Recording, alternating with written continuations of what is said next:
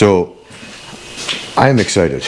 I know I probably don't show it very well, but trust me when I say that I am excited. I can't believe, I was just thinking the other day that I've probably, if I went back to my videos a year ago, or maybe a little longer, I probably was talking crap, like I would never own a commercial splitter and I couldn't justify it and all that jazz. Well, how wrong was I? Because boom, there one is.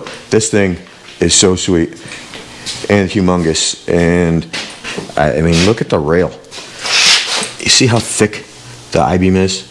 It's unbelievable. Hey everybody, welcome back to the channel. I'm Tony and this is TC's Outdoors, and today we're in the garage. If you follow along on my other social media platforms, either Facebook or Instagram, then you know that we made a run to Perth this week. So if you see my new hat and that thing over there, that's my 1222, brand new, 0 hours on it, and I can't wait to get using it.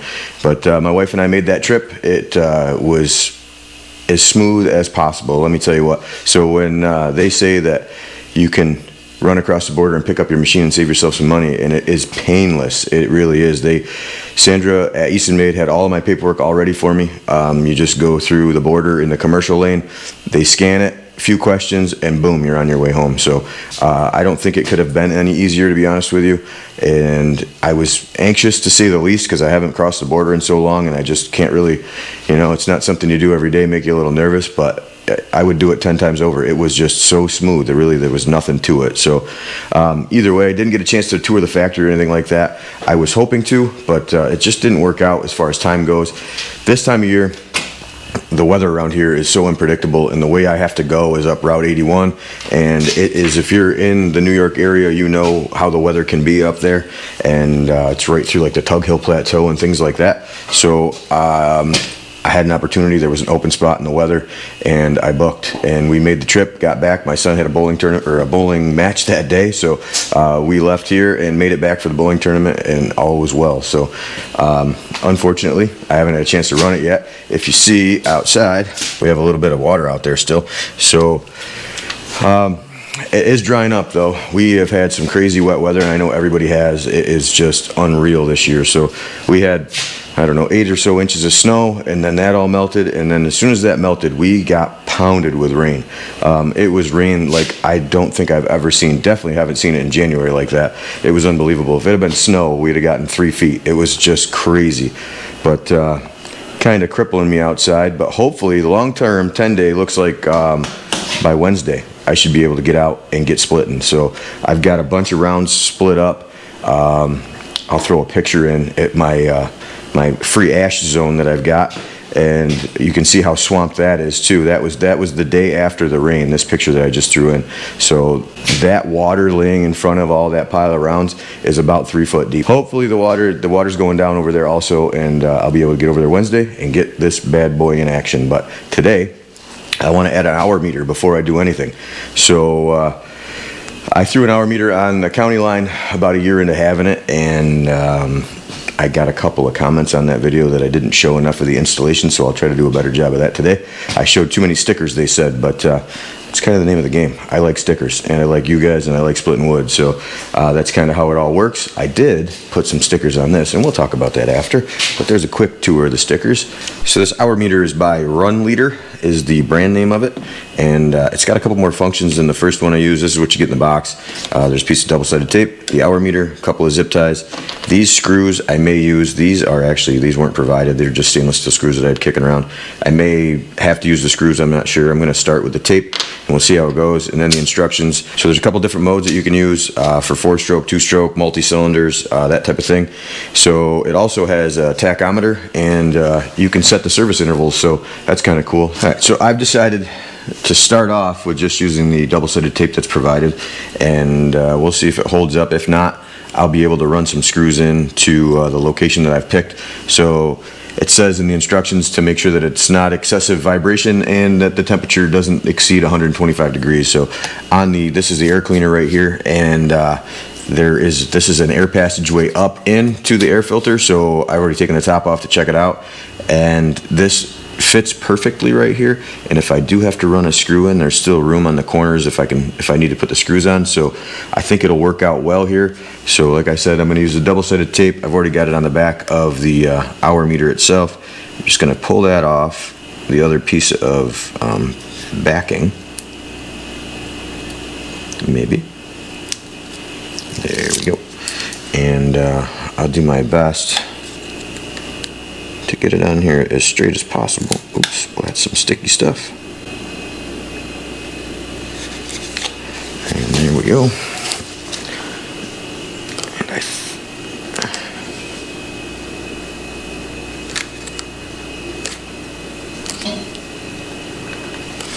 And so this location should work out well.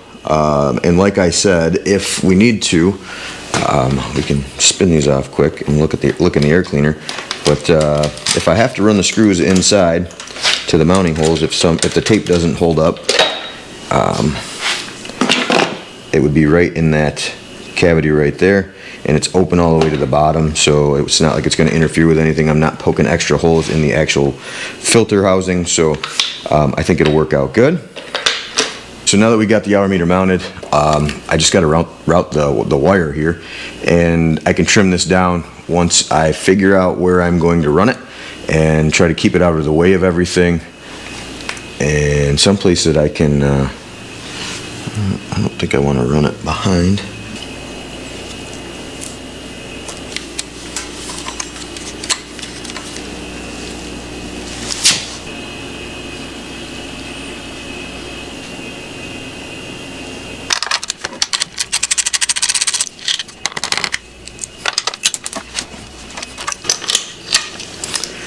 Alright, so after some careful consideration you guys got to watch there, I wasn't really sure where I wanted to put it. I wanted to make sure that the wire wasn't going to interfere with anything, with the throttle linkage or the choke, and I just took this nut off of here and the bolt out of that, and this is just a cover that goes over the top of the throttle and choke levers, and then the wire can go directly underneath. There is this little ear here that'll help keep it kind of captured and pulled up here so it's not interfering with anything. I'll make sure not to pull it too awful tight, that way I don't have it kind of sagging down on top of the throttle here. I think that's the fuel shutoff actually, because this has the transport guard, so there's a fuel valve right here. When you run that all the way over, that shuts the fuel off so then your carburetor can't flood when you're transporting. Pretty handy. And now I just got to reinstall this cover, making sure that I'm not pinching the wire behind it, and we'll be good to go. And we'll move over to the other side and we'll get it wrapped on the spark plug wire. The instructions say 4 to 5 wraps with this wire around the spark plug wire. I left enough hanging over here so that I can get the spark plug wire on and off easily if I do have to do any maintenance. I think what I'll do is just zip tie it up out of the way onto this vacuum line here, and that'll be kind of, that way it doesn't get caught in anything. But so like I said, I left enough room, so then I'm just going to go around. That's 1, 2, 3, 4, 5, and I'll try to pull that as tight as I can. And then you just take the 2 ends like that so that everything stays nice and tight.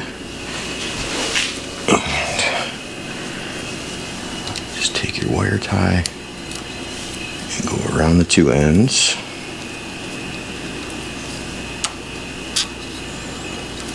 and I'll cinch everything down once I get that zip tie. So got that zip tie nice and tight, and it shouldn't go anywhere. And I think we'll double up, so 2 zip ties around this end here, and everything should be nice and tight. It's nice and tight coiled up on the spark plug wire. I know some of you guys are going to cringe. I do not have a zip tie cutting gun, so I'm going to use just some side cutters, and there'll be wicked sharp ends in there for me to reach in and cut myself on in the future. But that's all I got right now. So then I'm just going to take this wire, clip off the excess, and that is the hour meter installation. Put the spark plug back on, I guess now the only thing to do is to start the engine and make sure that it's blinking. So let's do that. This is only the second time I've ever started the old 1222. Full choke. The throttle linkage is super tight on this thing because that's off. That's all the way off. So we'll come back to about there and hit the key.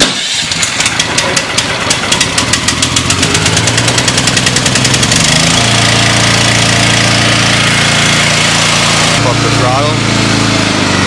See if the tach actually works.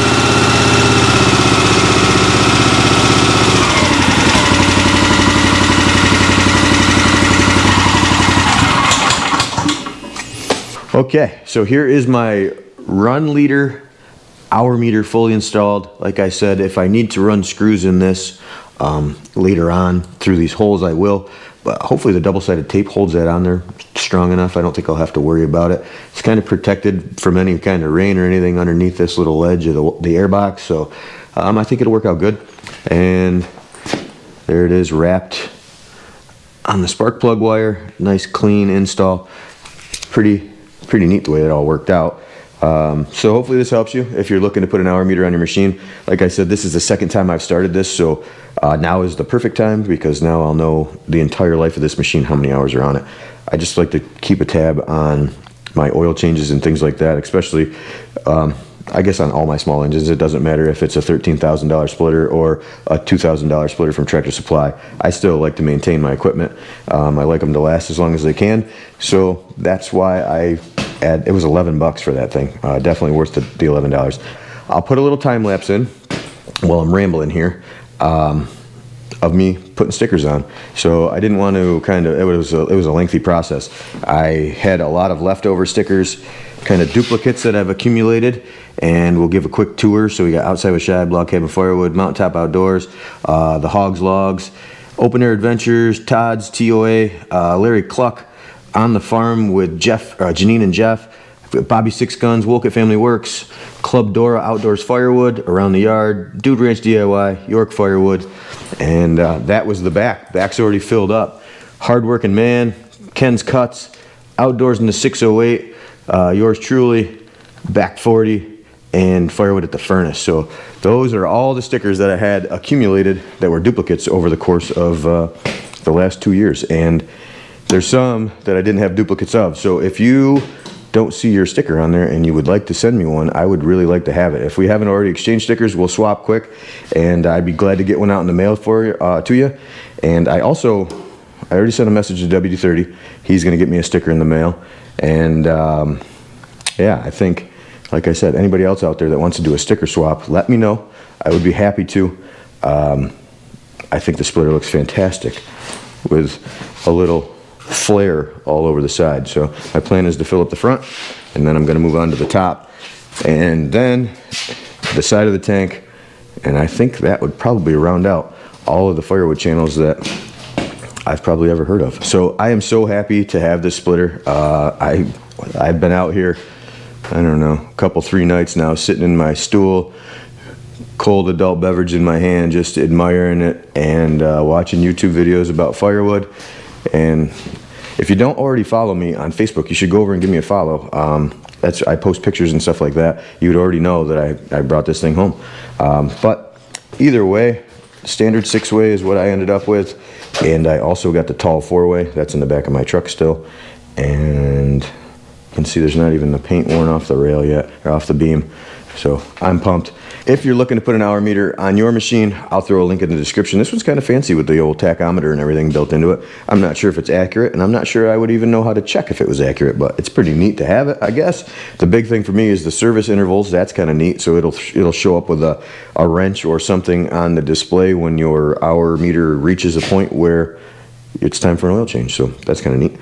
It might not be the next video you see, but one of the next couple 3 videos, we are going to get this bad boy in action. Wednesday this week looks like we are going to get some decent weather.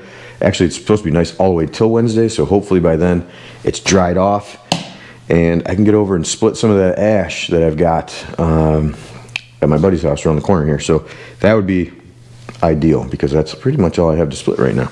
So either way, hope you guys enjoy the rest of your day. Take care, guys. We'll see you.